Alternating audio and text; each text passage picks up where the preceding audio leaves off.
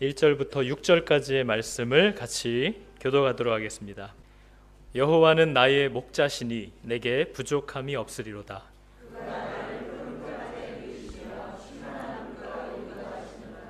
내 영혼을 소생시키시고 자기 이름을 위하여 의의 길로 인도하시는도다.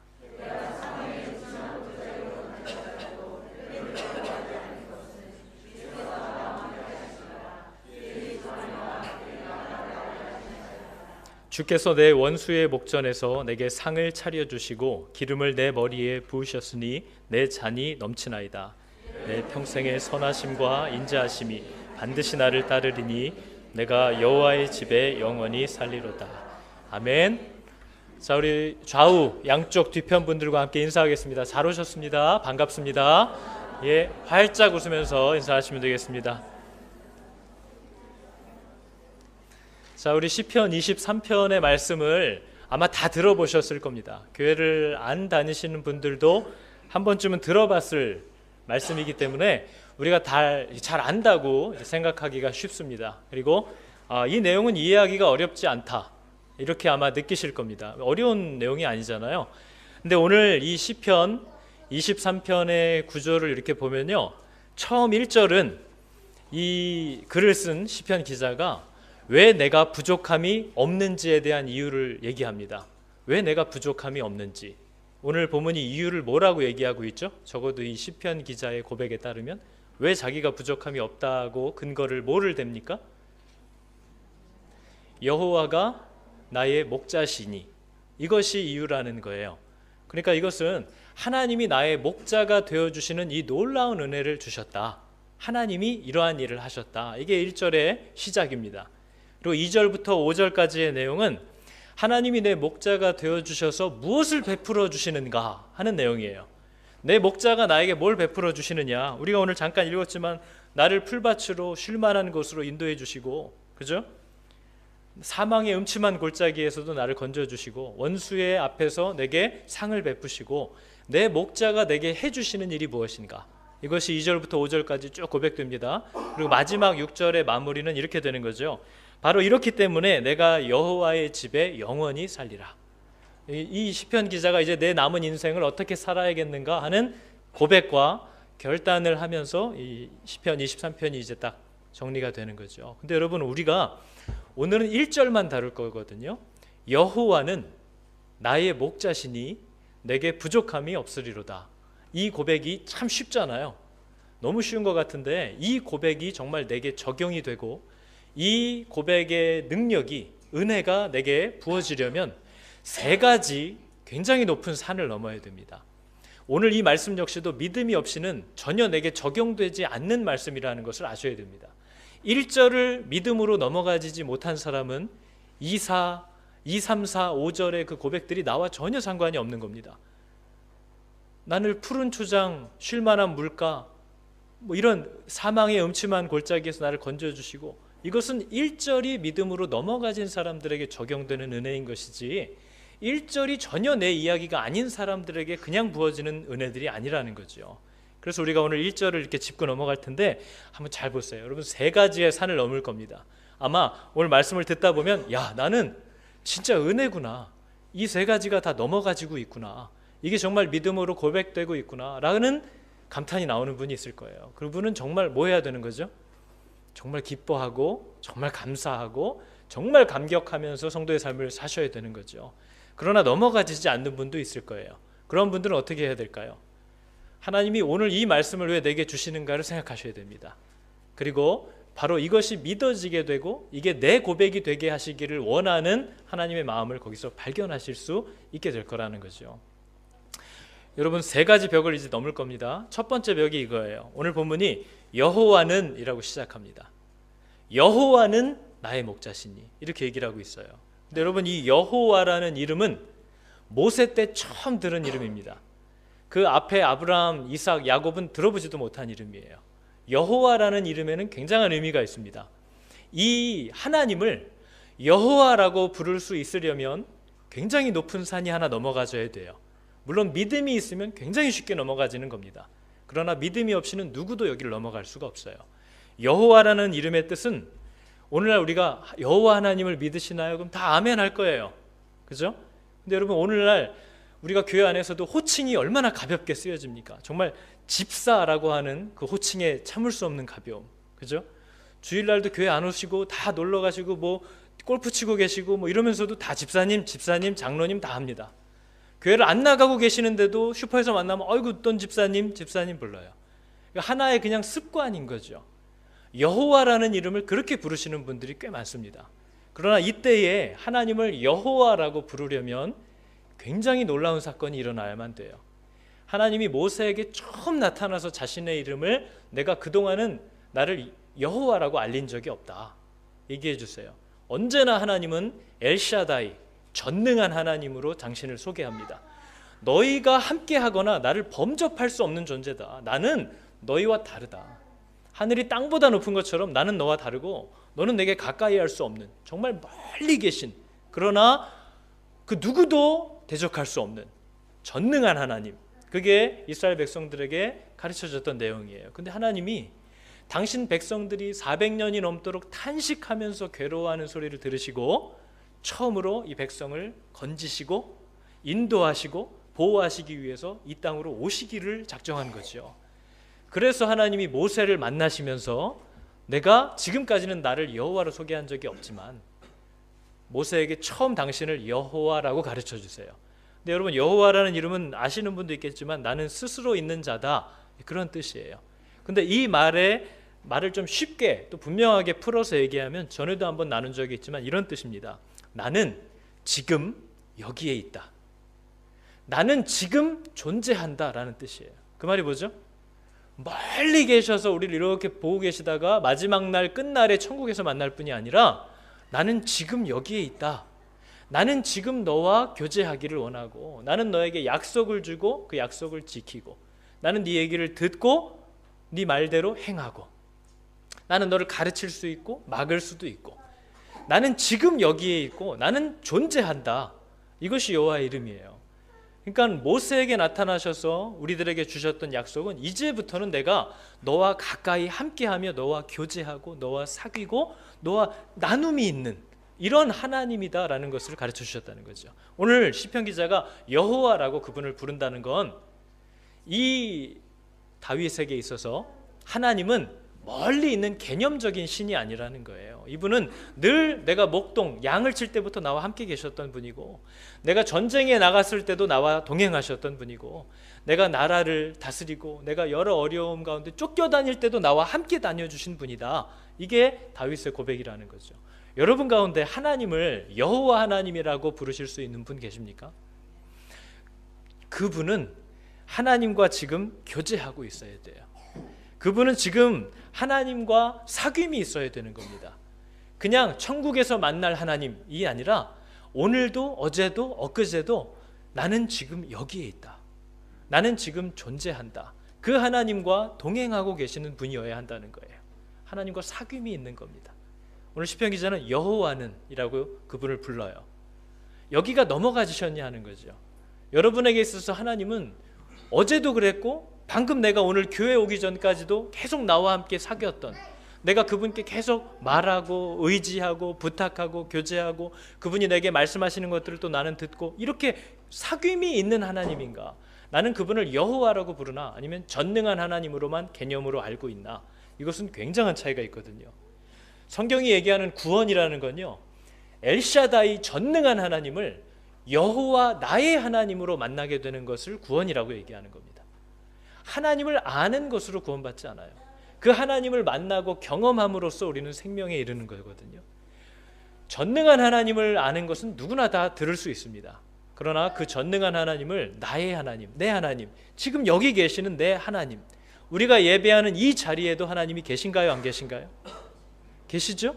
그게 믿어지는 거예요. 그것이 우리가 구원받았다고 얘기하는 거죠. 그것이 바로 생명이 우리 안에 들어왔다라고 우리가 고백할 수 있는 조건인 겁니다. 어떠세요, 여러분? 이 고백이 되어지십니까? 이게 넘어가지는 은혜가 있어요. 그분이 여기 계시구나. 그게 바로 요셉이 죄를 거절할 수 있는 능력이 되는 겁니다. 아무도 없는데 나랑 동침하자라고 꼬셨던 한 여자에게 지금 하나님 앞에서 내가 어떻게 이런 일을 행할 수가 있습니까? 하고 옷을 버리고 도망갔던, 그게 바로 엘샤다이 하나님을 나의 하나님 여호와 하나님으로 이해하게 된 사람들의 행동이에요. 여호와는 이라는 말은 아무나 할 수 있는 게 아니라는 거죠. 여러분, 이러한 은혜를 하나님이 맛보게 하시기를 원하시는 겁니다. 이것은 어려운 게 아니에요. 믿음이 없이는 누구도 넘어갈 수 없지만 하나님을 만나고 하나님이 주시는 은혜를 받은 자들은 이것이 순식간에 지나갑니다. 넘어가져요. 이해가 됩니다. 그것을 누리기 시작한다는 거죠. 하나님과의 사귐이 정말 시작됩니다. 그게 신앙생활의 기쁨인 거죠. 느끼지도 만나지도 내 말을 들으시는 건지도 나를 이해하시는지도 내 상황을 아시는 건지 나를 정말 보호하시고 인도하시는 건지 전혀 모르겠는데 그냥 나와서 하는 생활은 종교 생활일 뿐이에요. 그러나 하나님과의 사귐이 바로 우리로 하여금 이 고된 여정을 끝까지 기쁨으로 가게 하는 은혜가 된다는 거죠. 오늘 기자가 여호와라고 부릅니다. 그리고 그 뒤편이 정말 중요한 거죠. 그 여호와가 나의 뭐래요? 그 여호와가 나의 목자시니, 이렇게 고백해요. 목자의 가장 중요한 역할이 뭘까요, 여러분? 목자의 가장 중요한 역할은 보호하는 겁니다. 그리고 인도하는 거죠. 두 가지예요. 보호와 인도. 그게 목자가 하는 일이에요. 그런데 여러분, 제가 만약 여러분한테 지금 여러분의 목자는 여호와 하나님입니까? 라고 물으면 아마 많은 분들이 네, 그럴 거예요. 여러분의 목자는 하나님이십니까? 네, 그럴 거예요. 그래서 제가 여러분 질문을 바꿔서 해볼게요. 이렇게 물어보는 게 더 정확합니다. 요한복음 10장 3절에 보면요, 예수님이 직접 가르쳐 주신 겁니다. 내 양은 목자의 음성을 듣는다, 이렇게 얘기를 해요. 제가 다시 질문하는 겁니다. 여러분, 목자의 음성을 들으십니까? 이거 안 믿으시는 분들은 어머, 무당들인 줄 알아요. 여러분, 목자의 음성을 들으시나요? 정말? 어떻게 들으시죠? 어떻게 들으시나요? 여러분 잘 기억하셔야 돼요. 하나님이 우리에게 말씀하시는 방법을 하나님은 분명히 정하셨습니다. 하나님은 말씀으로 우리에게 얘기하세요. 그래서 저는 교회 안에서 되게 영적이라고 스스로 얘기하지만 말씀을 모르고 말씀을 배우는 것을 멈춘 사람들의 고백을 별로 신뢰하지 않아요. 목자의 음성을 듣는다는 건 말씀 앞에 계속 서 있는다는 걸 얘기하는 겁니다. 나 왕년에 말씀 10독 했어요. 20독 했어요. 그건 아무 소용이 없어요. 1독을 못했어도 괜찮은데요, 하나님의 말씀을 늘 사모하고 그 앞에 서려고 하는 것이 하나님과의 연결 통로가 열려 있는 거죠. 과거에 100독을 했어도 오늘 말씀을 보지 않는다면 아무 의미가 없는 겁니다. 왜냐하면 하나님은 지금 여기 계시는 분이기 때문이지 과거 내가 들은 지식 갖고 내가 우려먹는 그런 하나님이 아니거든요. 하나님은 늘 말씀을 통해서 내게 얘기하시는 거죠. 말씀 앞에 기본적으로 서 있어야 하나님이 꿈으로든 상황으로든 사건으로든 믿음의 사람들의 말을 통해서든 다양한 방법으로 내게 얘기하시는 것들이 정말 하나님으로부터 오는 건지 내 생각인지를 분별할 수 있는 그 하나님의 도움은 말씀에서부터 오는 겁니다. 그래서 말씀 읽기를, 배우기를, 알기를, 예배하기를 멈추고 나 하나님이랑 가까워하는 거 다 믿을 만하지 않다는 거죠. 하나님과 가까운 사람은 하나님의 양은 목자의 음성을 들어요. 목자의 음성만을 따릅니다. 그래야만 여호와가 나의 목자라고 얘기할 수 있는 거예요. 여러분, 하나님의 목자의 음성은 들을 수 있어요. 그러나 중요한 건 따르지 않는 사람도 있거든요. 제가 오늘 영상을 하나 보여줄 건데요, 양들이 풀을 뜯고 있어요. 그런데 목자가 그 관광객들한테 와서 시험을 해보라고 그래요. 양을 한번 불러보라. 이런 식으로 부른다 내가 하면서 얘기해줘요. 그러니까 가서 불러봅니다, 어설프게. 근데 양들이 쳐다도 안 봐요. 양들은 눈이 나쁘거든요. 목자를 쳐다보고 따라가는 게 아닙니다. 소리를 듣는 거죠. 그래서 양들이, 이 관광객들이 막 장난삼아 부르는 말들에는 쳐다도 안 봐요. 그러나 정말 파머가, 목자가 와서 그들을 부르니까 그 목소리를 다 알아듣습니다. 그리고 하나하나 고개를 들더니 그 목자만 따라갑니다. 한번 보시겠어요?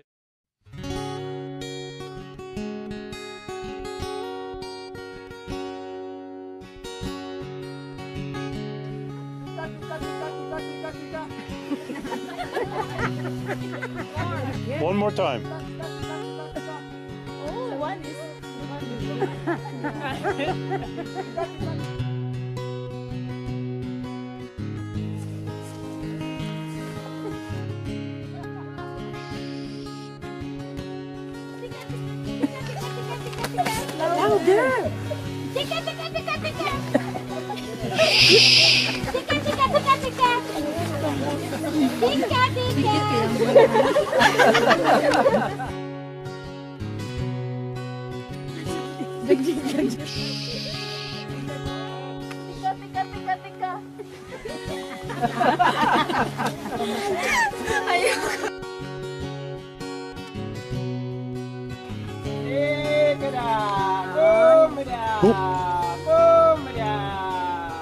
Look at them, look at them.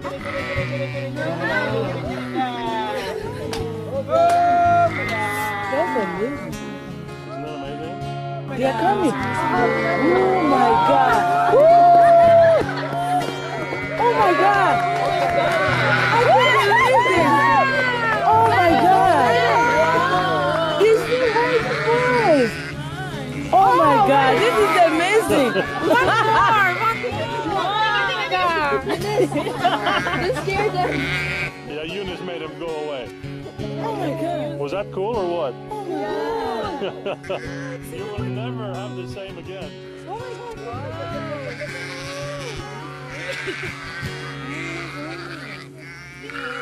I can't believe the way they were coming. 보셨죠? 여러분, 양들이 우리가 내가 나의 목자를 따른다는 건 아무 음성이나 이렇게 기웃기웃거려보고 한번 따라가보고 하는 양들이 고백할 수 있는 게 아닙니다. 오직 딱 주인의 음성에만 반응하는 거.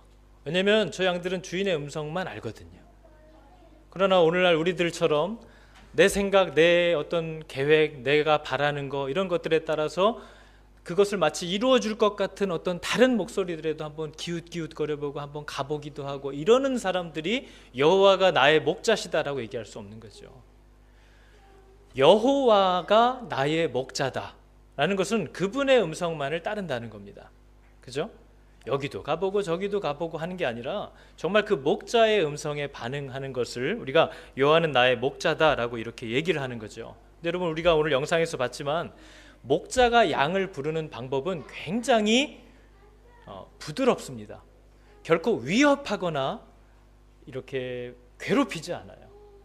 목자가 목소리를 내면 양들이 그에게 따라옵니다. 내 양은 내 음성을 알고 내 음성을 따르느니라, 이렇게 얘기를 하거든요. 그러니까 여러분, 하나님이 우리를 인도하시는 방법은 절대로 위협하거나 협박하거나 때리거나 하시지 않는다는 거예요. 그 양들은 그 음성을 압니다. 그리고 따른다는 거죠. 그것을 내 양이라고 얘기하고 바로 그 양들이 내 목자라고 얘기할 수 있는 거죠. 갈 때 다 가보고 기웃기웃거리고 하면서 필요할 때는 내 목자는 저분이다. 이건 전혀 개념이 다른 얘기라는 거예요. 양은 그 주인의 음성에 반응한다 하는 것을 얘기하고 있는 거죠.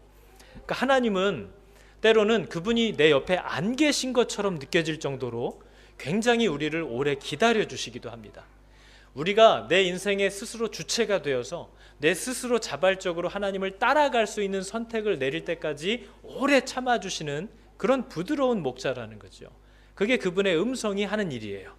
그리고 실제로 정말 그분의 양들은 그분의 음성을 따라갑니다. 근데 가끔 양들 중에는 목소리를 듣고도 따르지 않는 양들이 생기거든요. 그게 누구죠? 누구겠어요? 우리죠. 그럴 때 오늘 시편 말씀이 뭐라고 얘기하죠? 바로 목자의 음성을 들었는데도 반응하지 않을 때, 엉뚱한 길로 갈 때 그의 지팡이가, 그의 막대기가 우리를 안위하시는도다, 이렇게 얘기를 하고 있어요. 우리를 위로하시고 우리를 지켜주신대요. 뭐가요? 지팡이와 막대기가. 목자들이 갖고 있는 지팡이는요, 이렇게 끝에가 둥그렇게 구부러져 있거든요. 제가 그 용도에 대해서 설명한 걸 보니까 목자들이 길을 가면서 소리를 내면 양들이 따라와요. 따라오는데 가끔 엉뚱한 길로 가는 양들이 있습니다. 그러면 목자가 그 구부러진 막대 지팡이로 양의 목을 이렇게 걸어서 자기한테 쓱 끌어당기는 거죠. 그럼 이 눈이 나쁜 양이 따라오는 겁니다. 이렇게 지팡이는 따로 가려는 양들의 목을 감아서 싹 끌어당기는 용도래요. 막대기는 뭘까요? 막대기는 끝이 뾰족한 무기랍니다. 그래서 밖에서부터 오는 나쁜 짐승들의 위협을 막는 거죠. 그러니까 이 지팡이와 막대기로 양들을 안위하신대요. 근데 이 양들은 때로 말을 듣지 않을 때 목자의 지팡이가 자신의 목을 싹 감는 걸 느껴요. 그리고 여러분, 로토루아 다녀오신 분들은 아시겠지만 팜 같은 데 가보신 분들이요, 양들을 막 부를 때 또 하나 도와주는 게 뭐가 있죠? 양치기 개들이 있죠. 근데 여러분 기억하셔야 될 게, 양치기 개들은 절대로 양을 물어뜯거나 해하지 않습니다. 그랬다간 주인한테 얻어 터지는 거죠. 양치기 개는 정말 혼신의 힘을 다해 뛰어가서 양들이 엉뚱한 방향으로 못 가도록 그 주변을 계속 위협하면서 짖어요. 그리고 눈빛으로 계속 위협합니다. 그럼 양들이 다시 목자에게 돌아올 수 있도록. 어떻게 보면 이러한 위협은 목자의 사랑인 거죠. 목자의 보호입니다. 그들이 내 보호 밖으로 나가지 않도록 개들이, 지팡이가 그 양들을 계속 이렇게 하나님 가까이로 불러온다는 거예요. 이것은 여러분 위협이 아니라 사랑인 거죠. 그러나 우리는 양 같아서 각기 제 갈 길로 가거든요. 그래서 우리들의 잘못된 이해는 항상 이런 겁니다. 많은 양들이 이렇게 생각해요. 정말 위험한 짐승들은요, 목자를 보고 우리에게 함부로 다가오지 못합니다. 그런데 양들은 자기가 그렇게 보호받고 있다는 걸 잘 몰라요.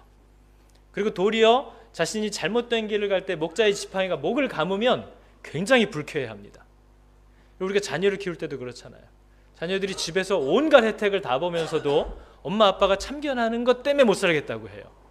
그러나 막상 나이가 차서 이제 나가보면 집세도 지가 내고 물세 전기세 다 내다 보면 자기가 어떤 놀라운 은혜를 받고 살아왔는지를 비로소 알게 되는 거죠.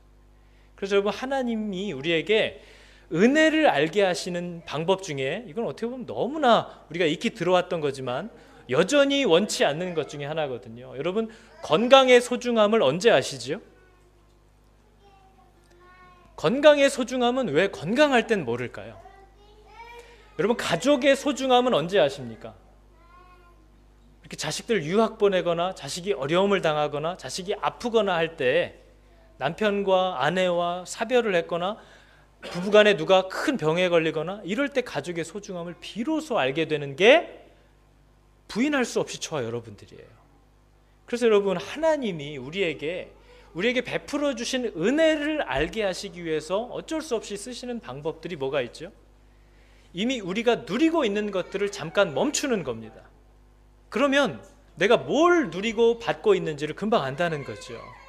근데 말로 해서 알아들으면 참 좋겠는데, 생각보다 여러분, 저와 여러분이 누릴 때는 그걸 모른다는 거예요. 그게 참 놀라운 겁니다. 제가 예전에도 한번 말씀드린 적이 있는데요, 제가 왜 차를 타고 가다 보면 헤드라이트 켜는 걸 까먹을 때가 있어요. 초저녁 때 그냥 계속 달리던가 아니면 어디 밝은 맥도날드 이런 데 들어갔다가 다시 돌려서 나올 때 헤드라이트 끈 걸 모르고 너무 밝으니까 그냥 나와서 도로에 탔는데, 또 도로에도 차들이 다 이걸 켜고 있으니까 제가 안 킨 걸 잘 모르고 그냥 달리는 거죠. 그래서 제가 그렇게 달리고 있는데 저는 제 불을 갖고 있는 게 아닌 거예요. 다른 사람들의 불빛에 의지해서 가고 있는 겁니다. 근데 저는 그걸 모르는 거죠. 여러분, 교회 안에도 굉장히 많습니다. 이 빛이 자기 빛인 줄 알아요. 내 안에서 나가는 건 줄 알아요. 그러나 주변 믿음의 사람들에 실려가지고 그 빛에서 같이 가두고 있다가 나중에 그게 사라지면 내 빛이 없다는 걸 아는 거죠. 이렇게 달리고 있는데 한 번은 두 가지 경우인데요. 한 번은 제 어떤 옆에 리무진 한 대가, 굉장히 비싼 차거든요. 리무진 한 대가 쫙 와서 섰는데 정복까지 다 입은 키위 어르신이에요. 머리도 흰 은발에 아주 모자까지 쓰시고 너무 점잖게 멋지게 생긴 분이 리무진을 몰고 제 옆에 딱 오시는 거예요. 제가 불을 끄고 달리고 있으니까. 그런데 이분이 손전등을 꺼내서 계속 제 얼굴에다 이렇게 깜빡깜빡 하는 겁니다. 너무 화가 나는 거예요. 아니, 딱 봐도 점잖으신 분 같은데 이런 장난을 치나? 너무 화가 나. 저도 나름 그때 양복을 입고 있었어요. 아니, 이런 서로 이렇게 옷도 잘 입고 차도 멀쩡하신 분이 요만한 후레쉬를 갖고 제 앞에다 자꾸 얼굴에다 이렇게 툭툭툭 하니까 너무너무 화가 나는 거예요. 근데 이럴 분이 아닌데 자꾸 이러니까 그것도 계속 따라오면서 이상하게 생각이 들잖아요. 근데 문득 생각이 난 거예요. 그래서 만져보니까 아니나 다를까 안 킨 거죠. 얼마나 고맙게, 또 얼마나 또 더 멋지게 보입니까 갑자기? 그렇게 하나님이 우리에게 우리의 결여된 부분들을 가르쳐 주실 때 깨달으면 감사지만 아니면 불만인 거예요. 그죠? 그리고 제가 최근에 봤던 어떤 동영상 중에요, 불을 안 켜고 굉장히 빨리 달리는 차가 있으니까 한 차가 따라가는 겁니다. 가르쳐 주려고. 그러더니 참 신기한 방법을 썼어요. 이 차가 안 켜고 가는데 다른 차들 불빛 때문에 모르고 그냥 달리는 거죠. 그러니까 이 뒷차가 같이 쭉 따라가 주다가 아무도 없는 고속도로에서 둘만 딱 있을 때 자기 불을 딱 꺼버리는 겁니다. 그 앞차가 갑자기 암흑이 되니까 깜짝 놀라는 거죠. 그래서 자기 불을 얼른 켜는 거예요. 그러니까 이 차도 다시 불을 켜고 서로 손을 들면서 불빛이 사라지니까 비로소 이것이 내 안에 있던 것인지 없던 것인지가 발견이 되는 거예요.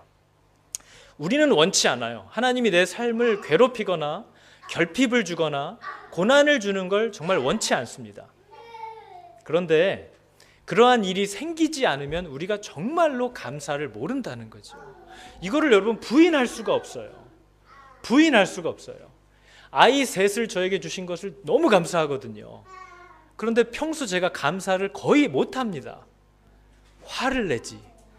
제 아내도 피곤해요. 아이 셋이 축복이라고 느껴지질 않습니다. 그러나 언제 아이에 대한 사랑이 막 싹트죠? 아이들이 아플 때, 아이들이 상처를 받아서 괴로움을 느낄 때, 그죠? 그리고 다 잠들었을 때 비로소 사랑이 물밀듯이 밀려오는 거죠. 왜 그걸 눈앞에 있을 때는 전혀 느끼지 못하는데 그게 없어졌을 때 비로소 알게 되는 게 우리들이라는 거예요. 그래서 여러분, 고난이라는 것은 하나님이 이미 우리에게 주신 것들을 발견하게 하시는 하나님이 사용 안 할 수 없는 수단이라는 거죠. 사용을 안 할래야 안 할 수가 없어요. 왜냐하면 안 하면 왜 나한테 아무것도 안 주냐고 자꾸 따지니까. 이미 주던 거 하나만 딱 끊어도 어이구, 이제는 저것만 다시 돌려주시면 평생 감사하고 살겠다는 고백이 그때는 막 나오는 거죠. 그래서 다시 채워주시면 또 감사를 잃어버리는, 이게 마치 우리가 양 같다는 거예요. 그래서 우리의 목자는 정말 우리의 보호와 우리를 인도하시기 위해서 최선을 다하시는 분이라는 사실을 우리가 안다는 거죠. 그런 의미에서 여러분, 이 오늘의 시편이 시편 2절부터 나오는 유익들이 우리에게 주어지는 유익의 약속이 되려면 여러분이 저 여호와 하나님을 나의 목자로 정말 고백해야 한다는 겁니다. 그래서 제가 묻는 거죠. 여러분, 주님의 음성을 따라 삽니까?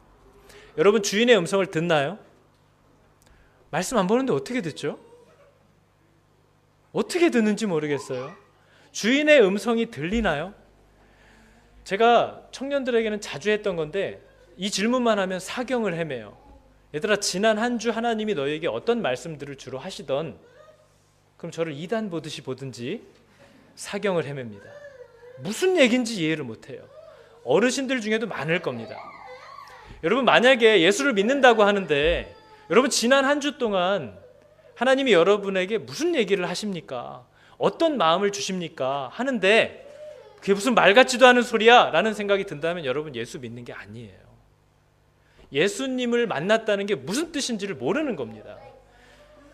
부모도, 육신의 부모도 자식을 만나면 할 말이 많아요. 하나님이 우리를 보시면 할 말이 없을까요? 너는 내가 보면 볼수록 느끼는 거지만 너무 흠잡을 게 없어. 하나님이 이렇게 얘기를 하실까요, 우리에게? 정말 날마다 하고 싶은 일이 쌓일 거예요. 그리고 그분은 정말 우리를 그냥 내버려 두실 수 있는 분이 아닙니다. 그게 사랑의 성격이잖아요. 내버려 두지 못하는 것. 하나님이 우리에게 끊임없이 얘기하고 계시고 보여주고 계시고 인도하시기를 원하기 때문에 그분이 나를 가만히 내버려 두는 때는 거의 없다고 보시면 돼요. 그렇기 때문에 여러분, 주인의 목자의 음성을 듣고 있습니까? 라는 것을 여러분 생각해 보실 수 있어야 돼요. 듣고 계셔야 됩니다. 그리고 그것에 대해서 내가 따르지 못해서 괴로워하는 것들을 가지고 그 목자와 지금 얘기하고 있어야 돼요. 그분의 도움을 구하고 있어야 하는 겁니다. 몸부림을 치고 있는 삶이 나타나야 한다는 거죠. 그게 예수를 믿는 겁니다. 여기까지예요. 여호와는 나의 목자시니 나는 그분의 음성을 듣고 따라가려고 하는 양이에요. 그분의 지팡이가 수시로 내 목을 휘어감는 걸 느끼고 있습니다. 그리고 그것에 감사하고 있어요. 여기까지 다 아멘이 됐어요. 근데 막상 뒤에 하나, 마지막 산, 내게 부족함이 없으리로다. 여기서 막힙니다. 여호와도 아멘했고 그분이 나의 목자십니다도 아멘했는데, 그러므로 내게 부족함이 없으리로다에서는 또 아멘이 안 돼요. 그건 무슨 뜻이냐면 앞에 했던 두 고백에 뭔가 문제가 있다는 뜻입니다. 앞에 했던 두 고백에 뭔가 내가 잘 모르고 아멘했다는 거죠. 그 두 개가 고백이 됐다면 이 뒤에도 아멘이 안 될 수가 없거든요. 여러분, 내게 부족함이 없나? 생각해보면 웬걸요? 많아요. 예수를 믿는데도 내 삶에 기쁨이 없는 게 너무 많고 하나님을 아버지라 부르지만 내 삶과 마음이 피폐해지는 것을 계속 경험합니다. 그러면서 내가 정말 예수 믿는 거 맞나? 내가 어디 가서 예수 믿으세요라고 얘기하기에는 내 삶도 너무 건조해 보여요. 내 삶에도 기쁨이 없어 보입니다. 나에게도 부족함이 너무 많아요. 변변한 직업이 있는 것도 아니고, 내가 똑똑하지도 않고, 돈이 많은 것도 아니고, 명예가 있는 것도 아니고, 세상에 내세울 게 하나도 없어 보입니다. 그러니까 여호와도 고백한 것 같고, 나의 목자도 내가 고백할 수 있을 것 같은데 내게 부족함이 없으리로다, 이건 난 잘 모르겠다 하는 마음이 자꾸 든다는 거죠. 근데 여러분, 이 고백을 한 사람이 다윗이라는 사실에 우리가 집중할 필요가 있습니다. 다윗의 생애를 보면 온통 상처와 고통과 배신과 이런 것에 얼룩져 있는 사람이거든요. 아무리 왕이지만 아내도 뺏겨받고 자식도 잃어받고 믿었던 자에게 배신도 당해받고 평생을 쫓겨다니면서 살아야 했고, 이러한 삶을 다윗처럼 살라 그러면 살기 싫어요. 그 정도로 힘든 이 땅에서 정말 뭔가 괴로운 삶을 끊임없이 살았던 다윗이 내게 부족함이 없으리로다 라고 고백했다면 그게 이 땅의 것만을 얘기하는 건 아니라는 것을 우리가 알 수 있어야 한다는 거죠. 근데 여러분, 우리 성도들은 계속해서 우리가 말하는 부족함, 풍족함, 하나님의 은혜라는 것이 이 땅에서 받는 것으로만 제한돼서 이해를 하기 때문에 이게 고백이 잘 안 되는 겁니다. 그죠? 우리가 보는 그림은 한쪽 그림이거든요. 우리의 한계가 있잖아요. 하나님이 보시는 전체 그림 가운데 우리는 지극히 작은 한 단면을 보기 때문에요, 그림이 영 어색해 보입니다. 왜 이것과 이것이 여기 같이 있어야 되는지 잘 이해가 되지 않아요. 그게 우리의 한계라는 거죠. 그런데 그 전체의 그림을 보고 계시는 여호와 하나님이 나의 목자가 되셔서 나를 완벽하게 보호하시고 온전하게 인도해 주신다라는 믿음이 우리 안에 들어오면 내 눈에는 지극히 어색해 보이고 받은 게 왠지 없는 것 같고 이게 내게 부족함이 없는 건가 잘 이해가 안 되는 순간이 있는데도 그 믿음이 우리로 하여금 나는 이해가 되지 않고 나는 전체 그림을 못 봐서 잘 모르겠지만 하나님이 이 약속대로 우리를 완벽히 보호하시고 인도하시는 중이구나라는 것을 고백할 수 있는 믿음이 생긴다는 거예요. 그리고 그것이 그 사실이 정말 믿어지는 일이 우리 안에 나타난다는 거죠. 여러분, 그게 놀라운 일이라고 얘기하는 겁니다. 그게 은혜라고 얘기하는 거죠. 그러니까 여러분, 믿음이 없이는 잘 이해가 되지 않아요. 믿음이 없이 보면 성경에 나와 있던 인물들의 고백은 굉장히 이 루저들의, 인생 다 망한 자들의 어떻게 보면 그냥 마지막 남은 소망의 끈, 이렇게 느껴지는 거예요. 저 패배자들 갈 데가 없으니까 그냥 모여가지고 하나님 나라나 얘기하고 이렇게 보이는 겁니다. 믿음이 없으면 그렇게 보여요. 그래서 여러분, 믿음이 없이는 십자가는 어리석은 거라고 성경은 분명히 얘기합니다. 믿지 않는 자들에겐 굉장히 불편한 거예요. 멍청해 보이는 거라는 거죠. 그러나 하나님이 주시는 믿음은 그분이 나와 교제하시는 하나님이시고 그분이 내 목자가 되셔서 나를 언제나 완벽하게 보호하고 인도하고 채워주시는 분이라는 것이 믿어져서 그렇다면 내가 느끼는 것과는 상관없이 나는 정말 내게 정말 필요한 것들은 다 채워지고 있구나, 내 삶은 부족함이 없다고 고백해도 되는 것이구나 라는 믿음과 고백이 생긴다는 거죠. 그리고 그게 사실이라고 성경이 얘기하고 있다는 겁니다. 그죠? 그러니까 여러분, 여호와는 나의 목자시니 내게 부족함이 없으리로다, 이 감격스러운 고백은 아직 다윗의 고백입니다. 이게 우리의 고백이 되기를 원하시는 하나님의 마음이 우리에게 지금 주어지고 있는 거죠. 이 고백을 너도 할 수 있기를 원한다, 그리고 충분히 그렇게 할 수 있는 믿음과 은혜를 내가 주기를 원한다라는 하나님의 열망이 오늘 말씀으로 전해지고 있는 겁니다. 내가 너도 이 고백을 하게 되기를 원하고 그렇게 만들어주기를 원한다, 그 하나님의 마음이 우리에게 주어지고 있는 거죠. 하나님을 목자로 삼고 그분의 음성을 듣고 그분을 따라서 사는 자들에게는 여러분, 우리가 느껴지고 우리가 이해하는 것과 상관없이 부족함이 정말 없습니다.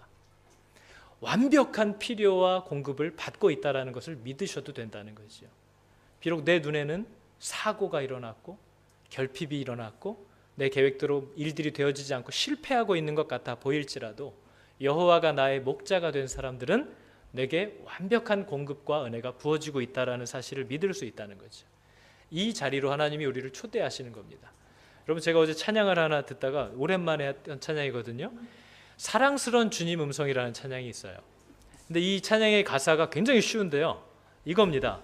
사랑스러운 주님의 음성은 뭘 위한 거냐면 당신 곁에 가까이 우리를 이끄신다는 거예요. 목자의 음성은 늘 양들을 자기 가까이로 부르기 위한 겁니다.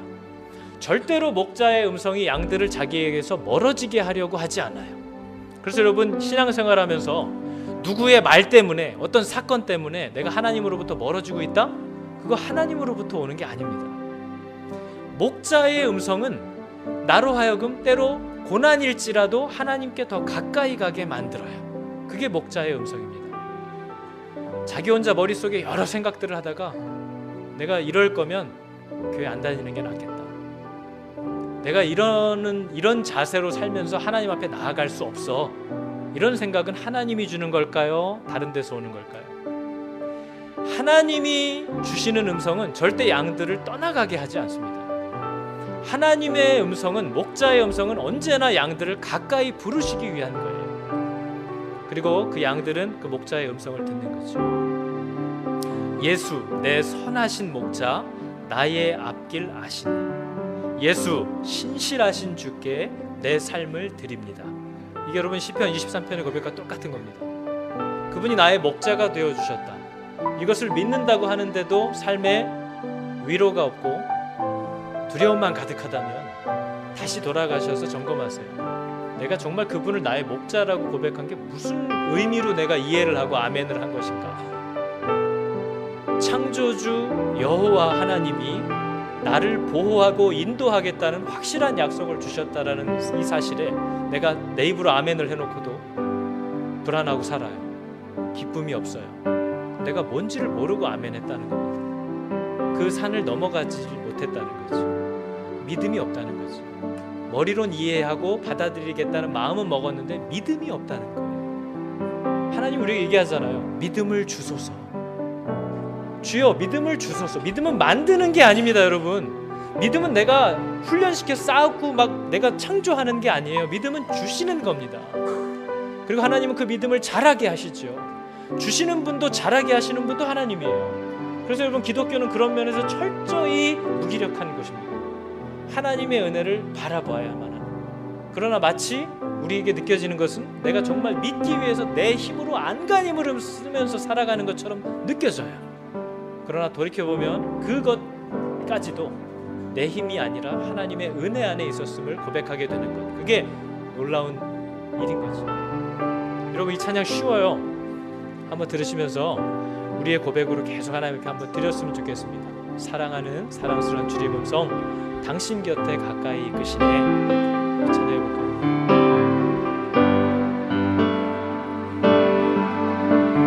사랑스러운 주님 음성, 당신 곁에 가까이 이끄시네. 주님 사랑을 나누리며 그 아름다우신 나누기 원하네. 예수 내 선하신 목자, 나의 앞길 아시네. 예수 신실하신 주께 내 삶을 드립니다. 사랑스러운 주님 음성, 사랑스러운 주님 음성, 당신 곁에 가까이, 당신 곁에 가까이 이끄시네. 주님 사랑을 나누리며 그 아름다우신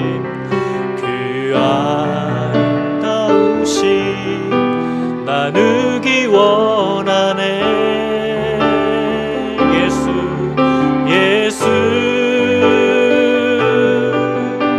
내 선하신 목자, 나의 앞길 아시네. 예수 신실하신 주께 내 삶을 드립니. 예수 내 선하신 목자, 예수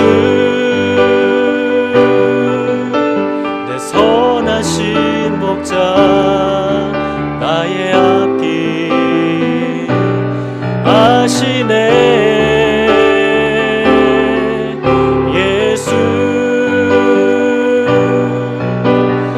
신실하신 주께 내 삶을 드리. 마지막으로 한 번 더 해볼까요? 예수 내 선하신 목자, 예수 내 선하신 목자, 나의 앞길 아시네.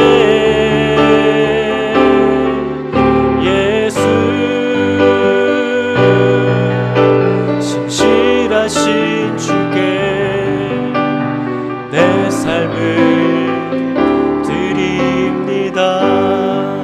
이 시간 고백하실 때 만일 이 세 가지의 고백이 다 받아들여지고 믿어지시는 분들은 여러분의 삶을 주님께 드리겠다고 다시 결단하고 시편 23편 6절의 말씀처럼 내가 여호와의 집에 영원히 살리로다, 거하리로다 고백하시고, 이 앞에 세 가지의 내용들이 아직 잘 이해되지 않으시는 분들은 하나님 이게 무슨 의미입니까?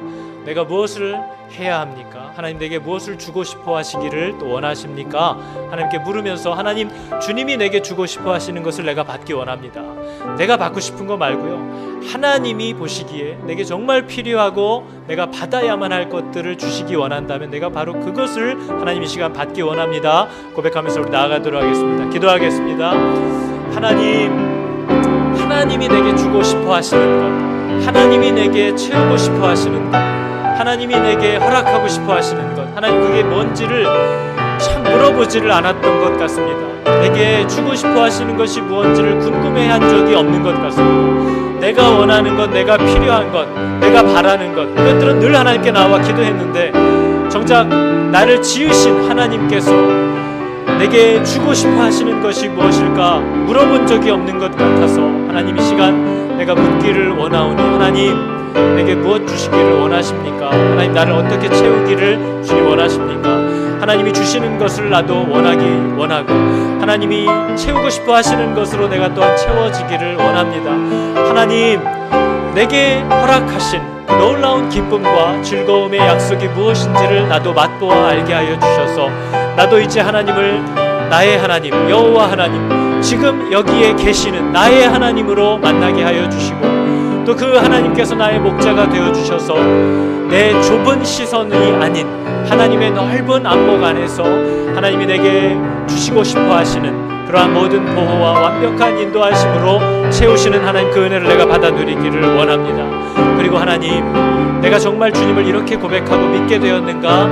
내게 부족함이 없으리로다. 이 고백이 나에게서 나오는지를 또한 날마다 돌아보게 하여 주시옵소서. 오직 주님만이 이 고백을 가능하게 하시는 나를 창조하시는 또 믿음의 창시자요 그 믿음을 완전케 하시는 분인 예수 그리스도만이 하실 수 있는 놀라운 일임을 내가 고백하오니 하나님 이 시간 우리 성도들 가운데 일하여 주셔서 저들의 마음을 예수 그리스도로 가득 채워주시고 그분의 현존하심이 믿어지게 되는 은혜를 허락하여 주시고 하나님이 지금도 이 자리에 함께 계시며 우리와 교제하기 원하시는 분임을 깨닫게 하여 주셔서 주님의 이름을 다시 부르게 하여 주시옵소서. 하나님 주님이 나의 목자가 되신다는 것이 어떤 의미인지를 또한 잘 알아 그 완벽한 보호와 인도함 가운데 쉼을 얻고 위로와 평강을 누리는 하나님 은혜를 허락하여 주시옵소서. 오직 주님만이 할 수 있는 이 일을 내가 사모하며 오직 주님께서만 나의 목자가 되어주시기를 원합니다. 여러가지 다른 음성이 내 귀에 들리지 아니하고 오직 나의 주인, 나의 왕, 나의 목자의 음성만이 내 귀에 들려 그 소리에 반응하고 그 소리만을 쫓아갈 수 있는 하나님 은혜를 내게 허락하여 주시옵소서. 오직 주님께만 이 일을 부탁합니다. 하나님 오늘의 살아계신 하나님의 이 시편 23편의 말씀이 성도들의 마음 가운데 심기어지고 뿌리 내리고 열매 맺을 수 있도록 일하여 주실 줄을 믿습니다. 하나님 앞에 불러주신 것을 감사합니다. 예수님의 이름으로 기도합니다.